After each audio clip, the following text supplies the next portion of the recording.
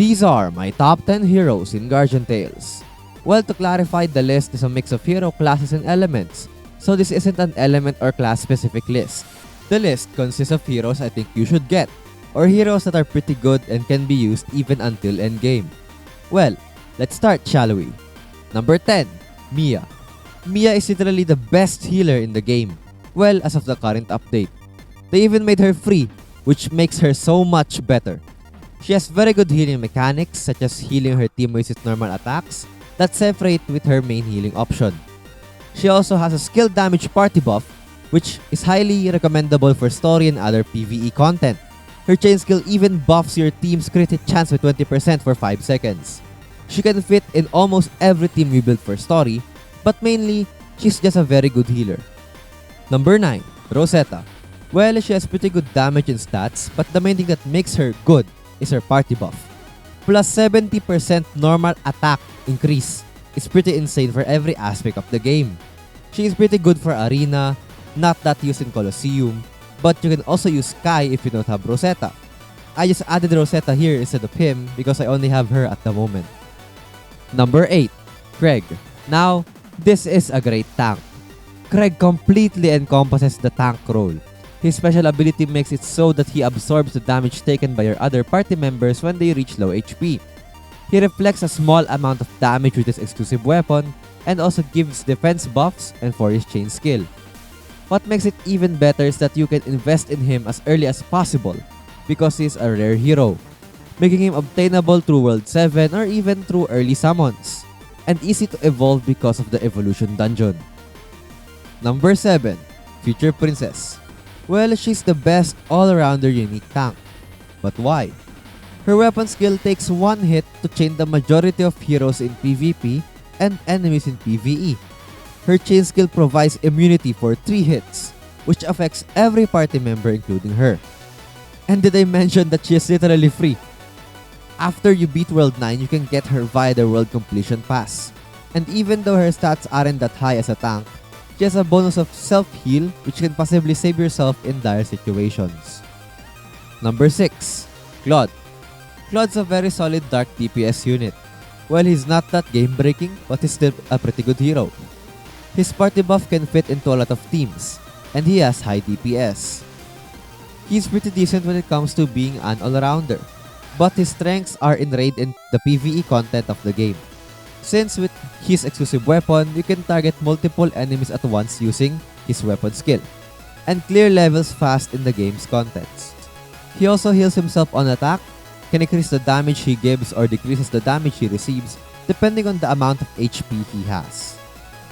Number 5, Andras. She's one of the best heroes if you want to have drastically high damage output. Even though she's pretty squishy, she makes up for it by having high damage. She's also one of the most versatile raid units as of now. You can put her in almost every element team and it can work. In PvE, she can clear very fast because of her AoE normal attack and high damage. She can be used in every GT game content, but she shines the most in raid. Number 4, First Corps Commander. She's one of the best damage dealers in the game. She is good for every game aspect, but she shines in PvE, arena, and raids. Her special ability debuffs enemies and buffs herself. She does a lot of damage, and her weapon skill is a pretty wide AoE strike. Her party buff can fit in multiple teams. She's pretty versatile, but she's a major spoiler when it comes to the story. Number 3, Beth. In my opinion, she's the best all-rounder warrior. Her abilities makes it so that she can handle multiple enemies at once. She's pretty solid for every content type, but her strengths are arena, PvE, and story mode. Her damage increases and she lessens the damage she receives the more the enemies there are. And with her exclusive weapon, she can generate shields because of her basic attack, and also her weapon skill is AoE. She can also synergize in almost every melee party because of her party buff. Number 2, Camille. You can't go wrong with him. Even though he's an old hero and is canonically old, he's still pretty good. He's pretty solid in every game mode type, but shines in PvE, story, and raid. His healing is pretty high and he can deal with multiple enemies at once. His weapon skill also makes him a deal breaker when it comes to cleaning story fast. His party buff can fit into almost every team, well, for ranged teams, and generally his stats are pretty good, so why not try him out? And finally, number 1, Yunha. You probably saw this coming, but yeah, for me she takes the number 1 spot. She is literally game breaking. She's a DPS that does a support's job. She's good in every game content, but she is literally amazing for PvE and raids.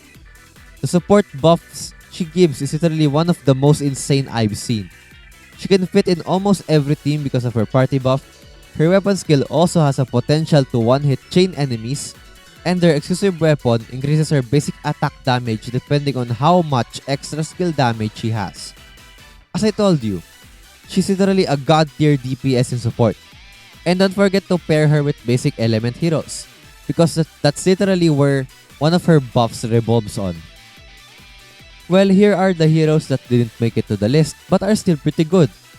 Future Knight, a very good basic element damage dealer that can fit with any other team because of her party buff. Meryl, a pretty good earth element damage dealer, but sadly needs another earth hero to increase her damage because of her special ability. Gabriel, a pretty good light element healer. Her weapon skill heals as well, and it's an AoE, so it can be very useful. Erina, a tank that is literally a brain-dead unit when it comes to arena. Hero Sky, a melee unit that has the same party buff as Rosetta. If there are heroes that you like that didn't get mentioned in this video, comment down below who those are. And this is a full hero building guide and a video that YouTube thinks is the best for you. Thank you and see you next time.